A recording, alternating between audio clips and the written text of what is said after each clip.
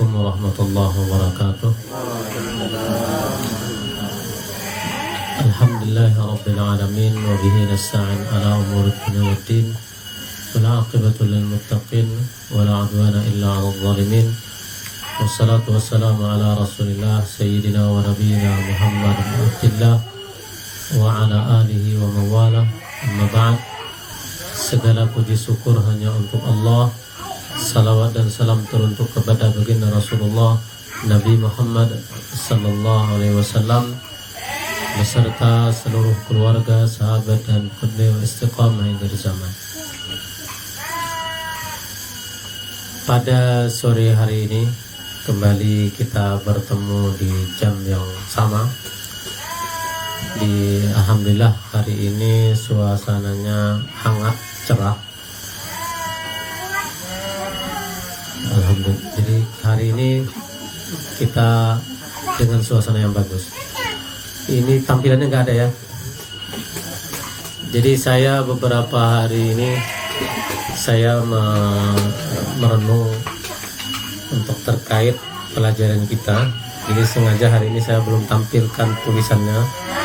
Jadi sebelum kita masuk ke pelajaran untuk mengingat yang telah kita pelajari. Masih ingat berapa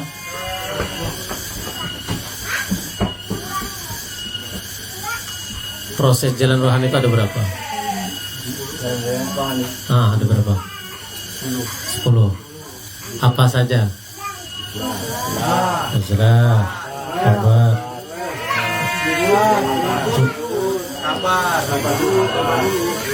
satu-satu, jangan semuanya. Satu-satu, siapa yang duluan mau? Ya, contekan ya. Ya, contekan. Contekan.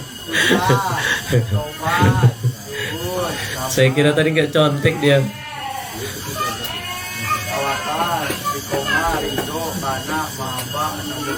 Ya, karena lihat contekan ya. Nah, itu terkait dengan 10 proses jalan rohani ini. Kemarin tentang adab yang pertama saya sampaikan apa? Ada masih ingat? Jangan buka-buku deh. Dikunci dulu. Ada kepada Allah. Satu aja. Saya ingin minta sebutkan satu yang adab kepada Allah apa? Satu aja. Satu, jangan disebutin semua. Satu aja.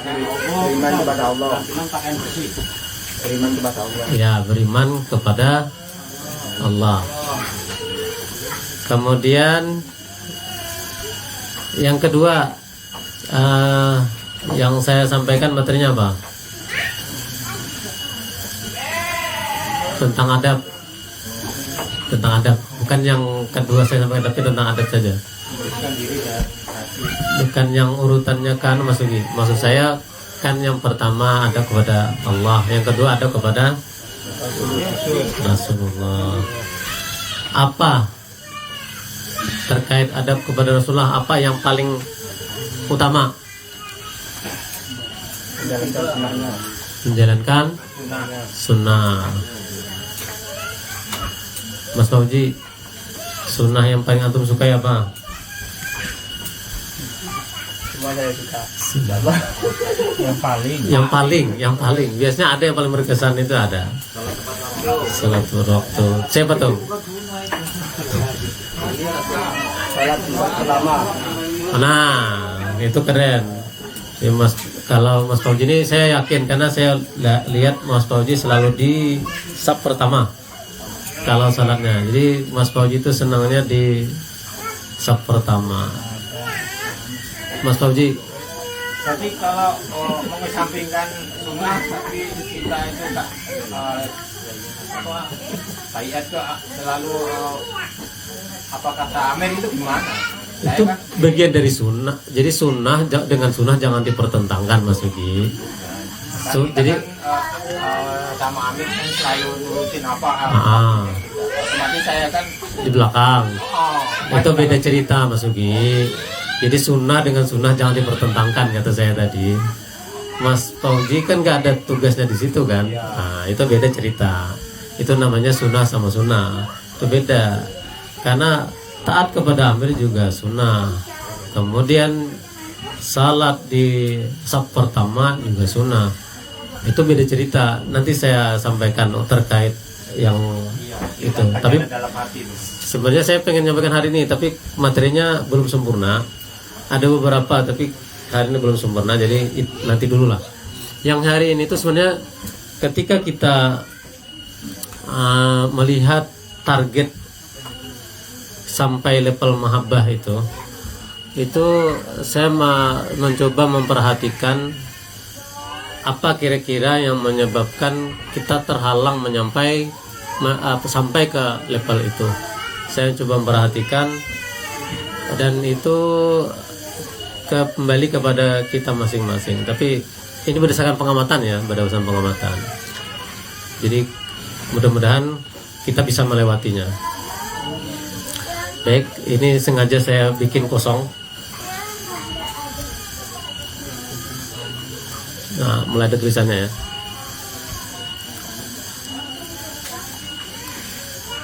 Kekecilan nggak?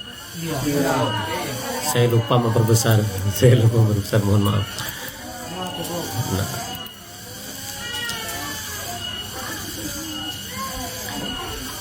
Jadi ini yang saya perhatikan.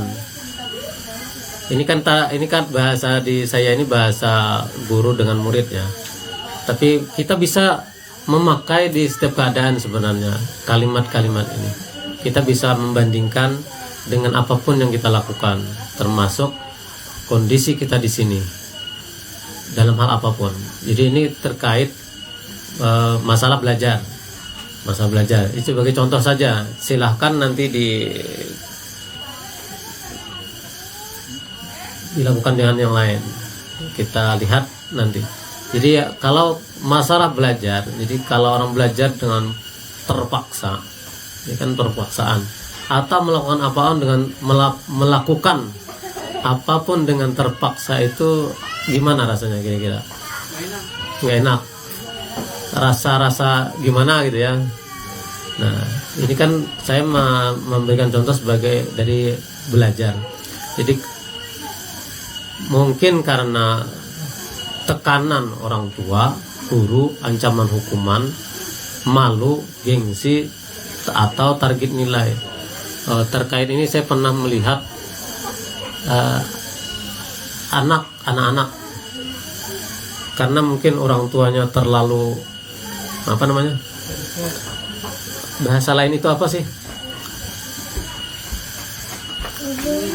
Yang sempurna itu apa Mas? Sudah bahasanya ingin serba sempurna itu apa namanya? Perfect ya. Nah, kan ada yang seperti itu, modelnya ada kan. Saya pernah lihat bukan murid saya, santri gitu ya, santri yang masih belum remaja, masih mungkin levelnya SD lah. Itu dia hampir tiap kali dia salah dia nangis. Pokoknya kalau ada sedikit salah dia nangis, nilainya kurang dikit nangis, pokoknya serba nangis.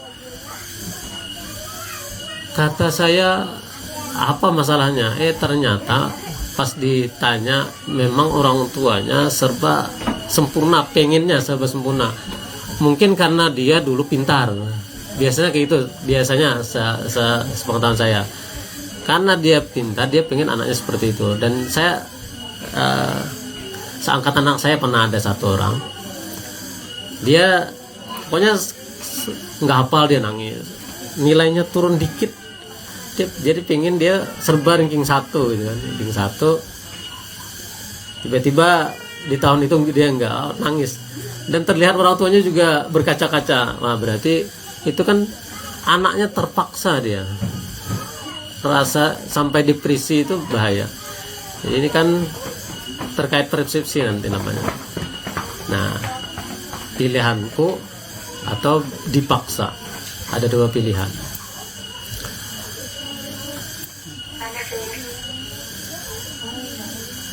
Ini yang menyebabkan terpaksaan itu menurunkan motivasi. baik belajar atau melakukan apapun. Nah, ini nanti terkait kalau kita dalam Islam, ulama-ulama dulu itu sebagai contoh kitab Sahih Bukhari, Sahih Muslim itu menempatkan hadis pertama itu masalah niat, karena tidak ada berhubungan dengan kita hari ini. Makanya hadis itu kita biasa motong hadis ya. Kalau kita disampaikan di forum-forum itu kadang dipotong hadisnya, padahal hadis itu lengkap panjang. Apa hadisnya Mas Oji?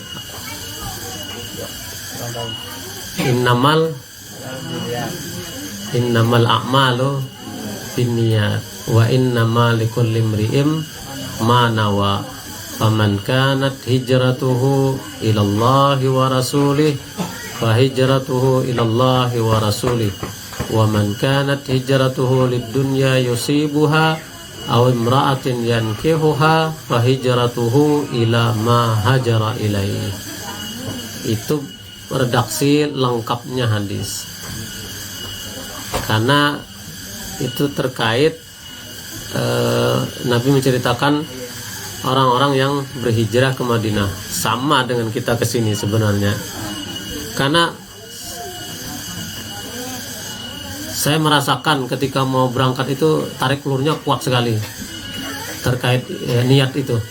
Karena saya merasa itu seperti membayangkan hijrahnya sahabat dari Mekah ke Madinah, meninggalkan semua kenyamanan, meninggalkan harta, keluarga. Itu sangat berat terasa.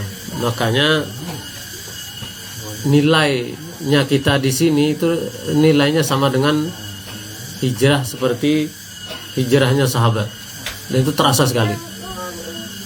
Mungkin teman-teman juga seperti itu. Bahkan saya lihat teman-teman itu lebih dari saya, apalagi yang sudah meninggalkan, ada yang meninggalkan anak, ada yang meninggalkan istri, ada yang meninggalkan suami. Itu bagi saya luar biasa sekali. Jadi ketika kita sudah di sini, maka saya harap yang saya sampaikan ini tidak terjadi kita, kalau ada kita buang. Seperti itu. Ini sebagai, jadi pertama otonomi terambil. Jadi manusia butuh rasa kendali. Saat otonomi hilang, muncul resistensi batin. Kalimat di dalam hatinya, nggak mau males Jadi kalimat itu itu yang ada di dalam benak. Lalu itulah yang bikin tenaga kita habis. Kayak orang lobet. Kalau baterai itu lobet, baterai habis. Ini yang perlu kita hindari.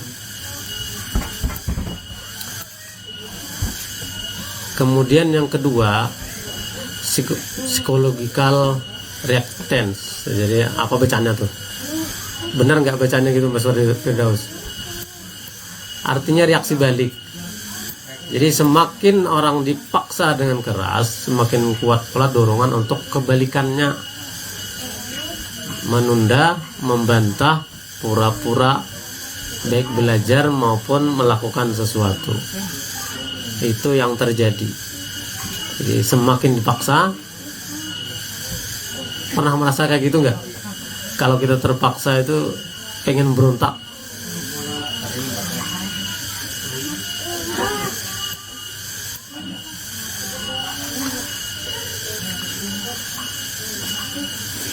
Yang ketiga, motivasi intrinsik, ekstrinsik.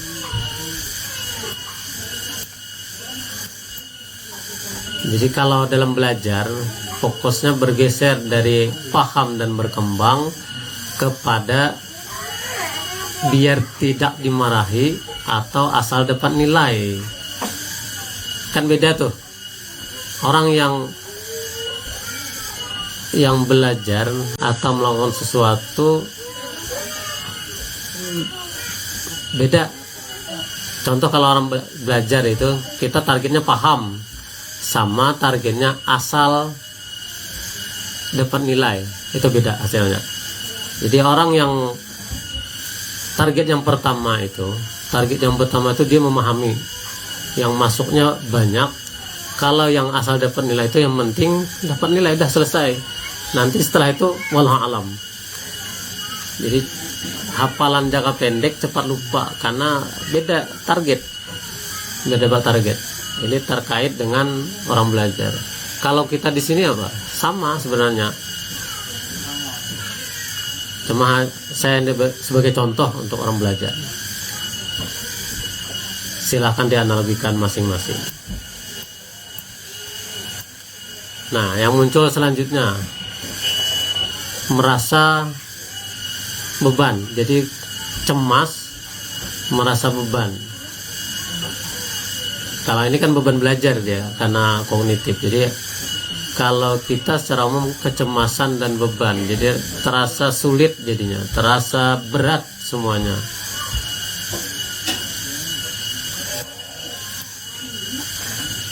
Ini karena terkait keikhlasan tadi sebenarnya.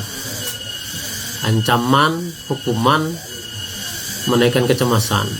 Jadi otak tadi sibuk mengelola takut, jadi daya pikir dan fokusnya jadi turun. Ya kalau kitanya mungkin jadi kurang kreatif dalam melakukan pekerjaan seperti itu.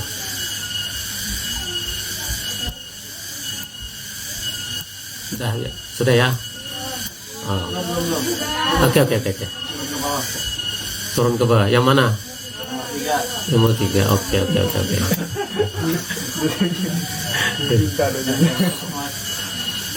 Baik, saya tunggu. Jangan ditulis semuanya. Intinya saja. Oh, ini jangan-jangan. Kalau saya belajar, kalau nulis saya intinya dari isi tulisan itu saja. Jadi supaya cepat tulisannya. Itu kalau saya pribadi ya. Karena kalau Kang Diki kan cepat ya. Saya nulis isi yang saya pahami. Nggak sama persis dengan tulisan yang ada di sini. Karena targetnya pemahaman. Udah?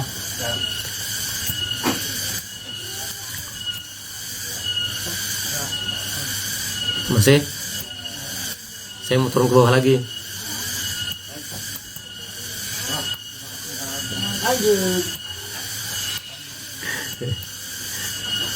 Yang kelima, ketidakberdayaan yang dipelajari. Jadi terlalu sering dipaksa plus gagal. Ini caranya apa namanya ya? Pengalaman. Ini pengalaman. Jadi karena sudah terlalu sering seperti itu, maka akan muncul persepsinya percuma belajar. Itu akan munculkan apa? Apatis. Jadi enggak ngapain susah-susah, sama aja hasilnya. Akan muncul seperti itu. Jadi munculnya di kepala kita langsung menyerah. Atau kalau kita ada trauma itu, maka ketika ada hal yang sama, maka munculnya sama lagi. Sama aja. Apa kalimatnya? Kalau orang lagi kalimat kayak gini. Contoh yang paling mudah itu, kalau ibu-ibu lagi marah, laki-laki semua sama saja. Ya.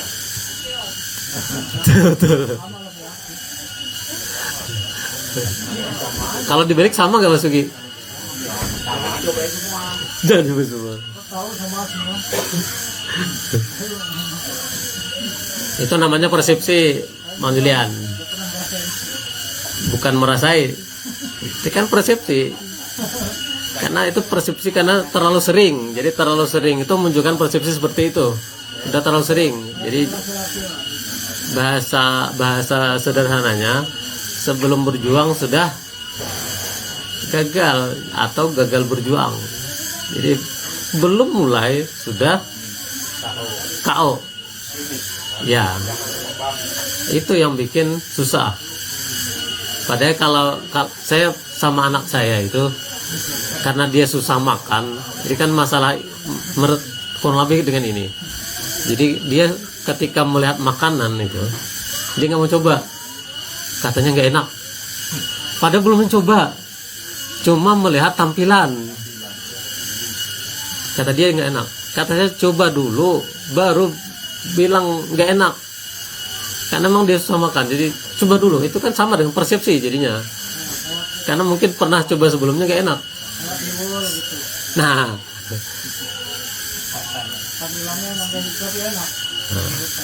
kecuali yang pahit. Berarti trauma kan. Tapi ada kemarin yang pahit tapi enak ada. Apa Mas Ugi? Sintrong nggak pahit. Enggak. Kita lanjut. Intermezzo saja. Kemudian jadi harapan dan nilai jadi rendah. Jadi jika tidak yakin bisa, harapan rendah tadi, atau tidak melihat makna, jadi nilainya rendah, paksaan makin terasa berat. Jadi mentalnya jatuh duluan, energinya habis. Ini terasa ya beban, apa, baterai habis, lowbat.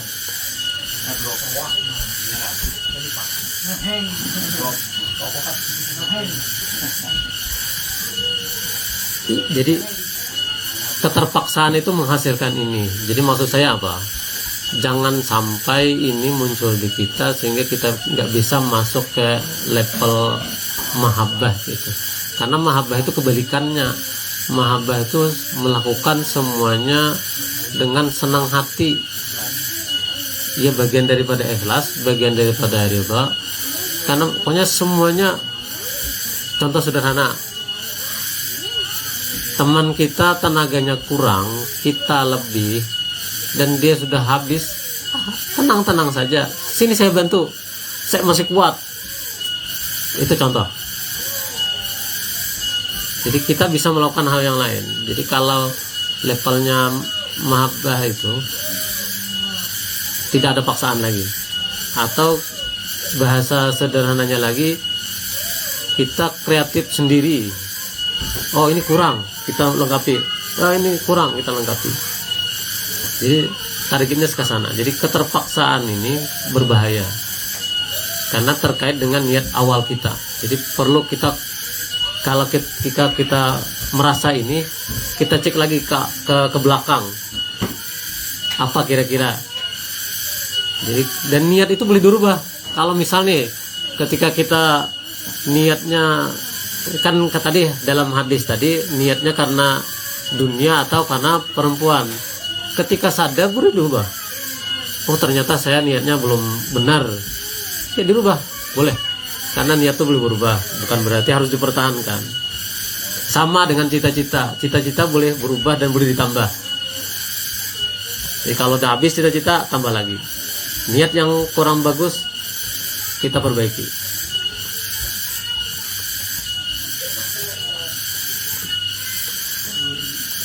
Lanjut saja. Ini dampak yang terlihat. Kalau dalam belajar tuh menunda-nunda, asal selesai nyontek.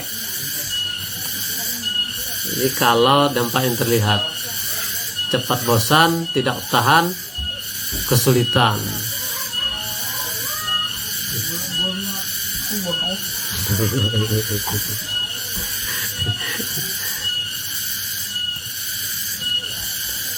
Jadi ini yang terjadi. Itu dampaknya aja Mas Arif. Dampak kan berdasarkan data. Tidak semua orang kayaknya.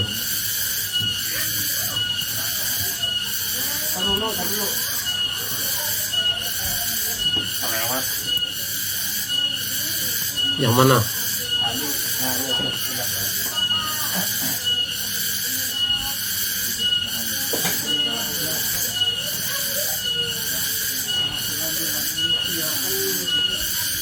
Saya mau loncat.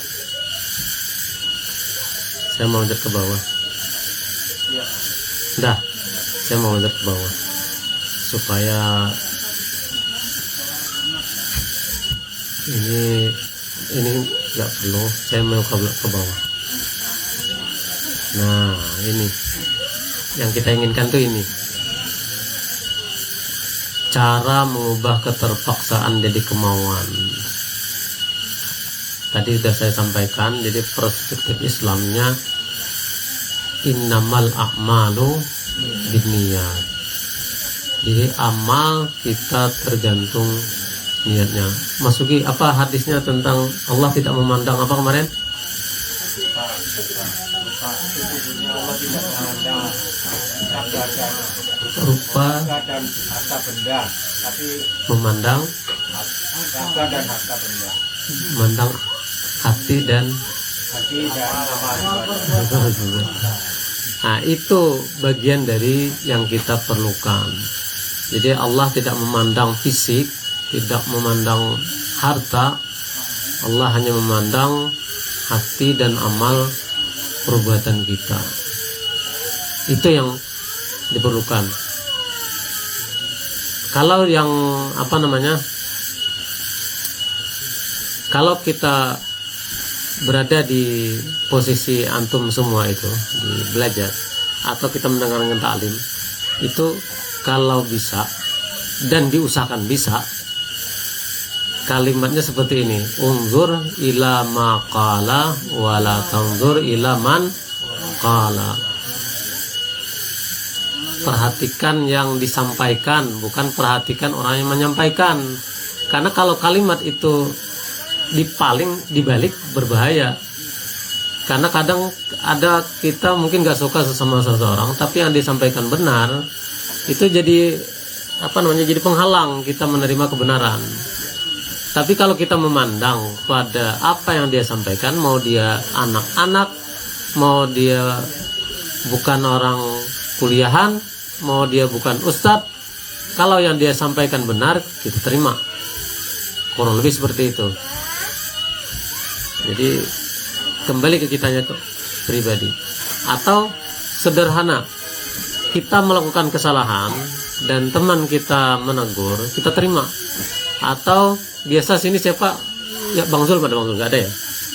Bang Zul kan banyak usulan tuh. Nah, usulan Bang Zul tuh unik-unik. Banyak usulan, banyak amal. Cuma kadang, ya itulah kita nih kadang ada malasnya dan ada keterpaksaannya. Itu sebenarnya manusiawi, tapi harus ada yang selalu mengingatkan. Makanya kalimatnya di dalam surah Al-Asr itu tawasau bil haqq, tawasau bis sabr. Jadi itu selalu jadi bahan kita untuk saling mengingatkan dalam kesabaran.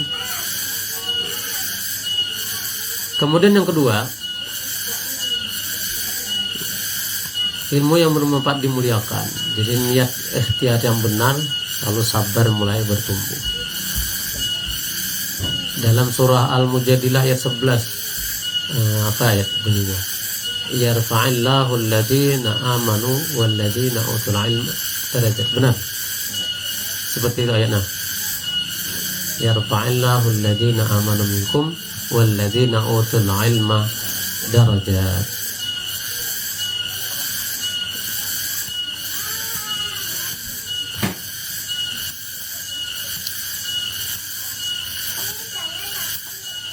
Ini dampak psikologis.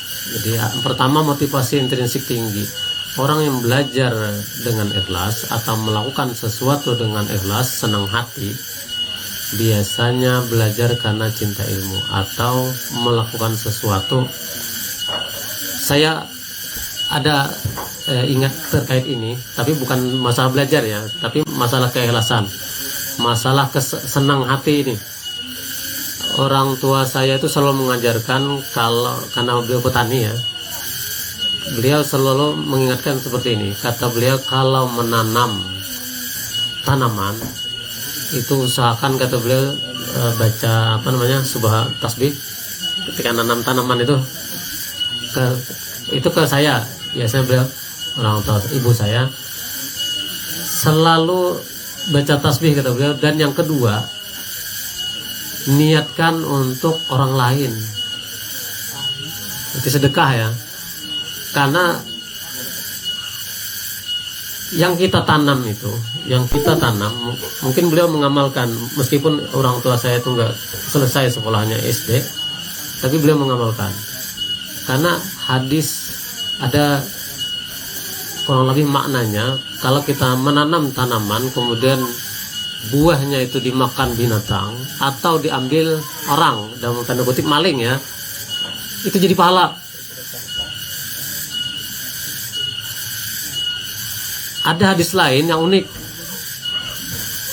Andai kata, maknanya seperti ini, andai kata di tangan kamu ada tanaman dan besok hari kiamat, tanam kata Nabi.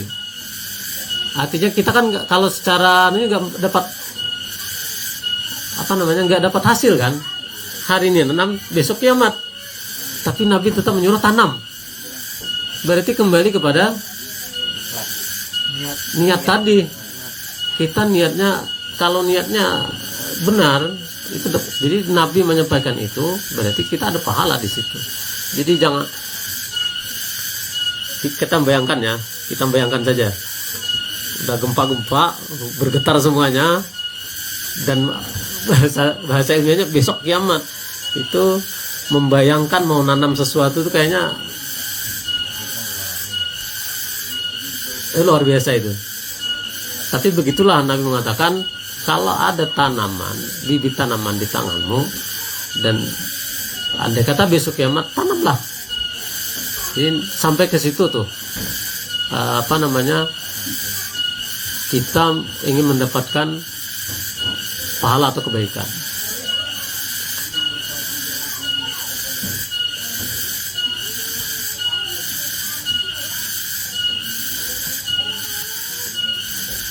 Jadi ada hadiah atau tidak, ada tekanan atau tidak, ketika ikhlas, ketika kita senang, itu energinya tanpa batas. Oh ya, saya ingat satu lagi. Dulu ketika masih di asrama, saya termasuk orang yang agak malas. Baterainya mau habis ya?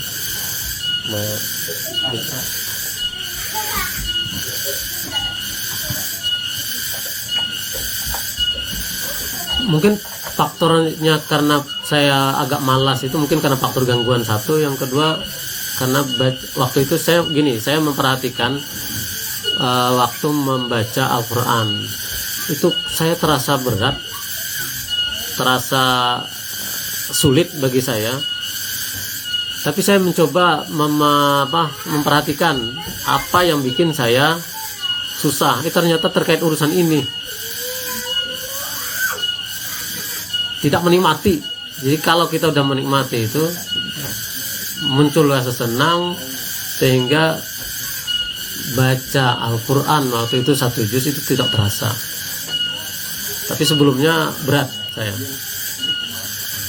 Kemudian yang kedua, lebih gigih menghadapi kesulitan. Jadi rasa ikhlas membuat hambatan yang dilihat itu sebagai tantangan, bukan rintangan. Jadi tantangan harus diselesaikan. Sama seperti kita di sini, muamalah kita itu kalau ada masalah itu sebagai tantangan yang harus kita selesaikan. Gagal, coba lagi. Gagal, coba lagi. Sampai menyerah. Sampai rasa menyerah itu menyerah untuk menghadapi kita. Kemudian yang ketiga, rasa puas dan bahagia. Saya pernah dengar cerita orang-orang yang bersedekah. Itu kan berarti hidup untuk orang lain. Itu katanya ada rasa yang tidak bisa digambarkan, rasa bahagia. Siapa yang pernah saya lihat ya? Yang pernah saya dengar ceritanya tuh Yusuf Hamka. Saya pernah beliau cerita seperti itu. Jadi belajar yang dilakukan dengan hati senang, muncul hormon positif, dopamin, endorfin. Ini hormon kebahagiaan namanya. Dan ini sama dengan orang dalam ilmu kesehatan ada juga ini. Jadi kalau yang orang yang kena tumor, kanker, hormon inilah obatnya. Jadi tumor, kanker, obatnya endorfin, dopamin ini obatnya. Jadi hormon kebahagiaan yang muncul dari dalam. Kebalikannya stres sama semuanya, stres, terpaksa, cemas, itu semuanya jadi makanan bagi hormon, bagi kanker sama tumor. Dan saya pernah merhatikan, saya sendiri pernah kena di sini, di apa namanya, di sini. Waktu itu nggak sengaja karena gatal, tai lalat tuh. Jadi karena gatal saya garu-garu, itu ternyata jadi hidup seminggu besar. Makin cemas makin besar, makin stres makin besar. Jadi kelihatan sebulan itu besar, kayak durian di sini tumbuhnya. Jadi makin cemas makin besar. Yang diperlukan ini, jadi sama dengan semua hal itu kita perlu rasa bahagia. Maka itu yang akan membuat kita tidak pernah lelah, dan penyakit pun sebenarnya akan hilang. Jadi baterai tanpa batas, karena itu bersumber dari ilahi. Kalau baterai itu tanpa batas itu, jadi sama, daya tahan mental lebih kuat.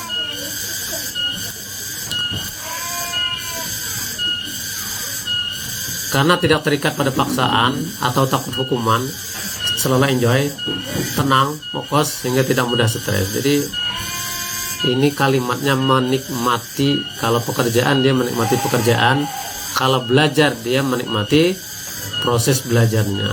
Jadi belajar itu dengan senang.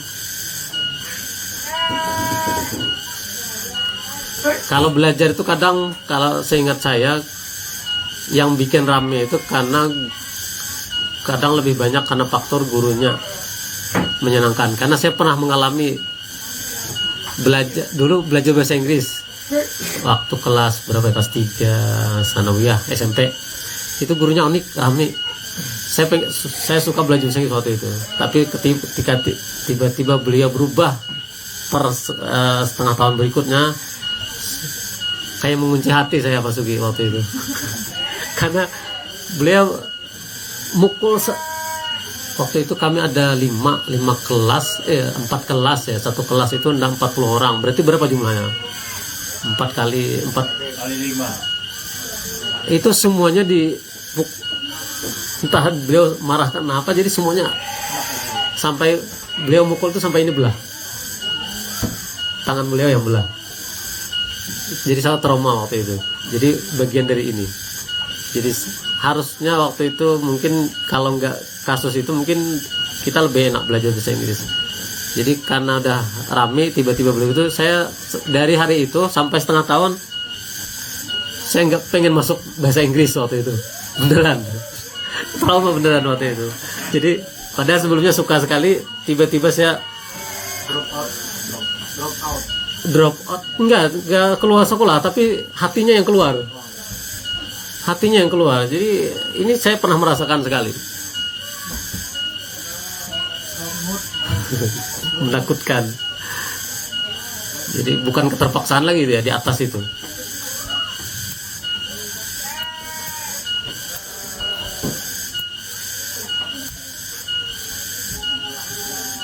Dampak kognitif atau ilmiah ini biasalah. Konsentrasi lebih baik karena hati ringan, fokus tidak pecah. Kemudian yang kedua, kita agak cepat ya, karena waktunya sebentar lagi. Yang kedua, ingatan lebih kuat. Jadi otak lebih mudah menyimpan informasi saat belajar dengan emosi positif. Oh iya, saya dulu pernah ikut pelatihan pengembangan diri. Yang lebih kuat mengingat tuh ternyata otak sebelah kanan katanya. karena dia menyimpan, kalau sebelah kiri kan data, kalau kanan itu seni, dia rasa bahagia. Kombinasi keduanya itu sebenarnya yang dibikin kuat. Jadi emosi positif.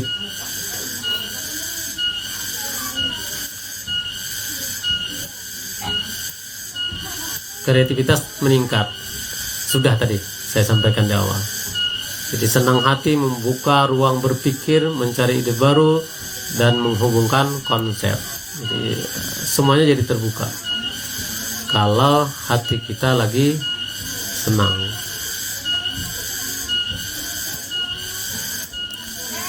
Kemudian belajar lebih mendalam di planning, bukan sekedar hafal. Karena ilmu itu, kata ulama, ilmu itu yang kita pahami, bukan yang kita hafal. Atau kalimatnya, ala ilmu fis sudur wala fis sutur. Ilmu itu di dalam dada, bukan di atas kertas. Fis sutur itu kertas. Sama sebenarnya. Kalau kita, jadi kalau di dada itu maksudnya pemahaman, bukan sekedar hafal. Kalau hafal, apa beda dengan burung apa namanya yang bisa meniru itu? Bio. Nah itu kan dia mengikut, tapi dia nggak paham apa yang dia sampaikan. Assalamualaikum. Itu karena dia hanya hafal tapi tidak paham maknanya.